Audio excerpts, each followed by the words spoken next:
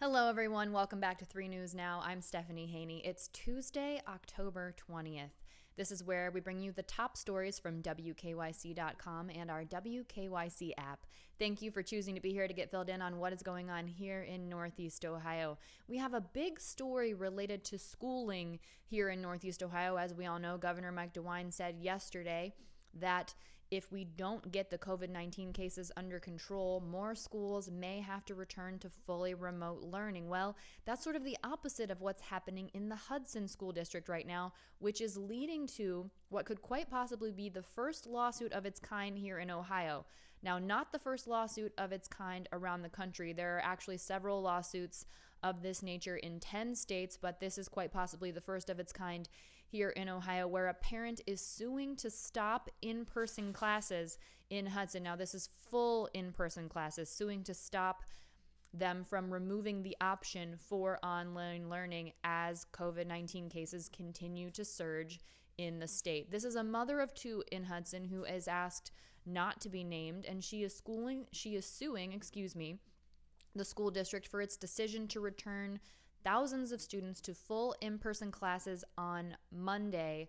This is 5 days a week. Now, what happened is, after several weeks of a mix of in-person and remote learning, students in grades K through 8 resumed in-person classes on Monday in Hudson. Now, this is just days after the Ohio Department of Health elevated Summit County to a red level alert under the Public Health Advisory System.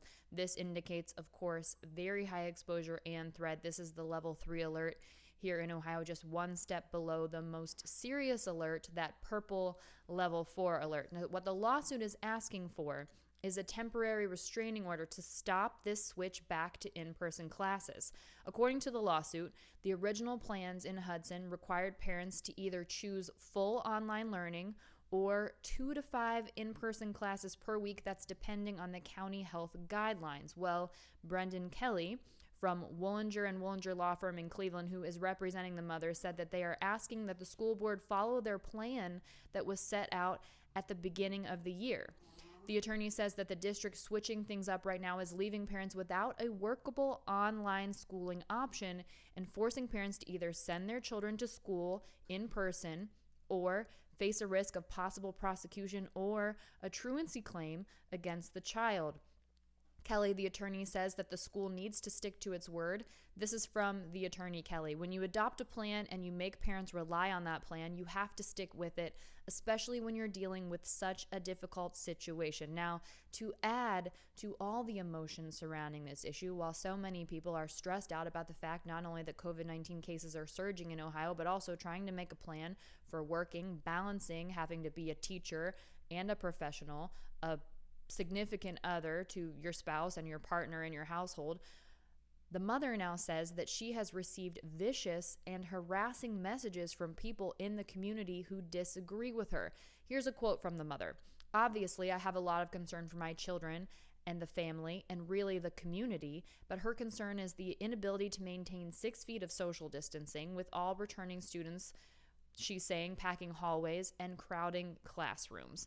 Now, the city of Hudson and the school district have not yet responded to multiple attempts seeking a comment by 3 News on this lawsuit. This is definitely something that we'll be watching develop. And again, could be the first of its case here in Ohio, but not the first of its case around the country. At least 10 other states have seen lawsuits similar to this as COVID-19 cases continue to rise, not only here in Ohio, but around the country. Now, as we look toward the election, it is just 2 weeks away now. This is really election season. Election day will be kind of the cap on what has been leading up to this moment. But the National Teachers Union, the president of the National Teachers Union, is now joining a push for support for a Cleveland school levy. So the National Teachers Union president, Randy Weingarten, joined the movement to gain support for issue 68, which is coming up on the November 3rd ballot. The American Federation of Teachers and the Cleveland Teachers Union also joined Cleveland Metropolitan School District CEO Eric Gordon during a press conference today. The idea was to lay out what they say are the huge stakes on issue 68 as election day gets closer. Now, this levy, it's a $15 million renewal and a $5 million increase. and they say it will be used to cover the district's operating budget for 10 years. So you might be wondering to yourself, what is a mill rate? Well, it's all about property tax. Now, this is based on the amount of property tax that people pay in the Cleveland area. So in property tax, 1 mill is equal to $1 in property tax that would be levied on every $1,000 of a property's assessed value. So what does that really mean for people in Cleveland? Weingarten said that the levy would cost about $7 a month, or no more than $7 a month for most households in the city, in order to continue what the school district says it needs in order to sustain its budget for the next 10 years. So according to a press release from the school district, a non-renewal of the levy would slash spending by $66 million, close 25 schools, reduce counseling, mental health and social support, and halt crucial digital supports. That's a quote from the school district in a press release.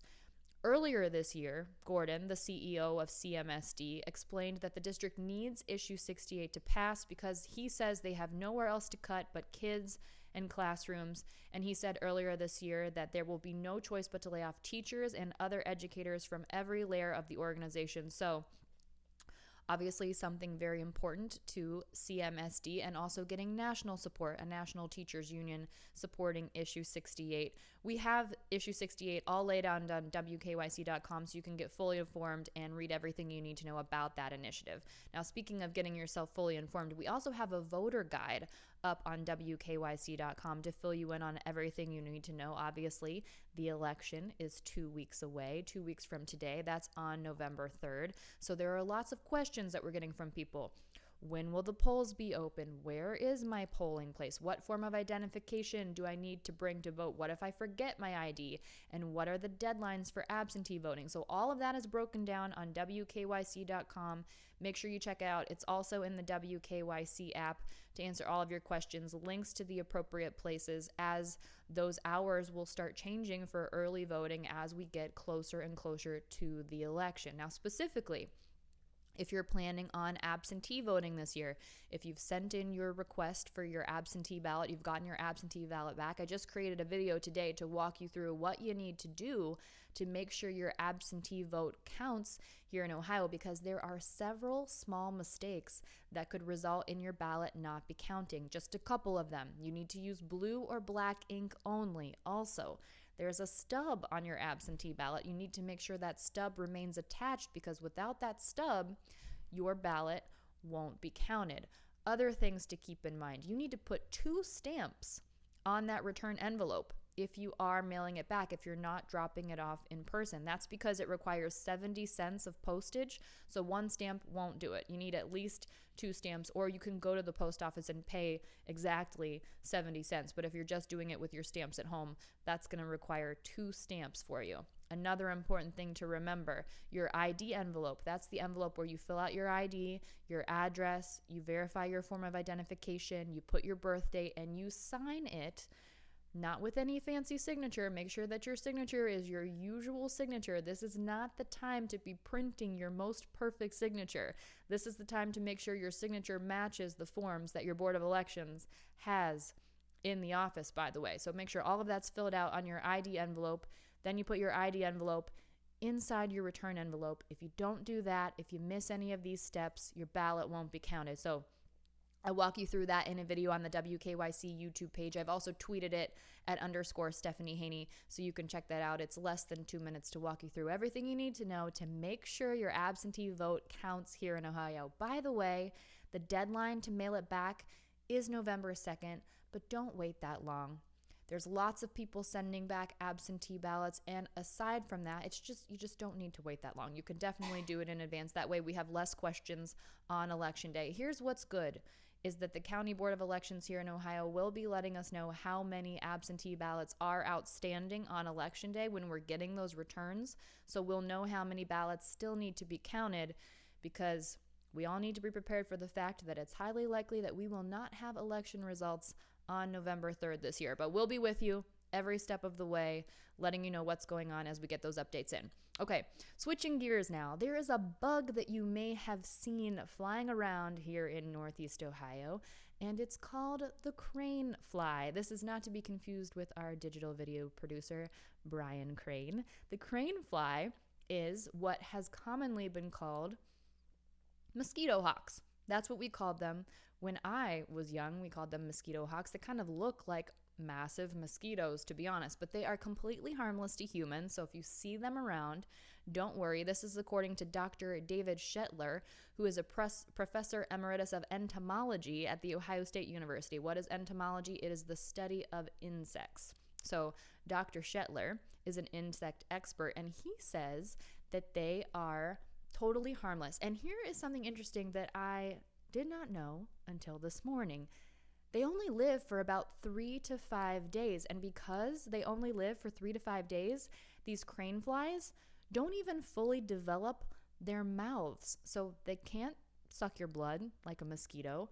And I was actually recently having a conversation about this. I always thought that mosquito hawks ate mosquitoes, but they don't eat anything. They actually don't eat anything because they only live for 3 to 5 days and their mouths aren't fully formed. So there's a little fun fact for you about crane flies. They don't look so pretty, but they're totally harmless. So don't be bothered by them. And if you find one, it's going to be gone in 3 to 5 days. So there you go. Now here in Northeast Ohio, with it getting so close to Halloween, there are people who are still getting into the Halloween spirit. There's a Cleveland couple here in Northeast Ohio on Clifton Boulevard who are really putting on a show for their neighbors. Their names are Josh Davis and Mariah Lasik, and they really go all out every year. They weren't sure what they were going to do this year with COVID. They didn't know if it was really the right tone, but then they thought they're going to have some fun with it and poke a little humor at the situation that we're all dealing with. So they've got a front yard full of skeletons that's fighting off COVID with masks, hand sanitizer, and toilet paper. So no shortage of toilet paper on Clifton Boulevard here in Cleveland. Davis told us that they didn't want to offend anyone, but they felt if they could put some humor in it, it would bring a little bit of levity to a time in society that could really use it right now and bring some smiles. You really have to see the photos. We have them up on WKYC.com. It's a pretty impressive display. That's it for your 3 News Now early update for Tuesday, October 20th. I'll be back here at 3 p.m. once we get those updated numbers in from the Ohio Department of Health, and of course any other top stories we have for you from WKYC.com and our WKYC app. I appreciate you being here. Stay safe, be well, enjoy the rest of your afternoon, and I'll see you back here shortly. I'm Stephanie Haney.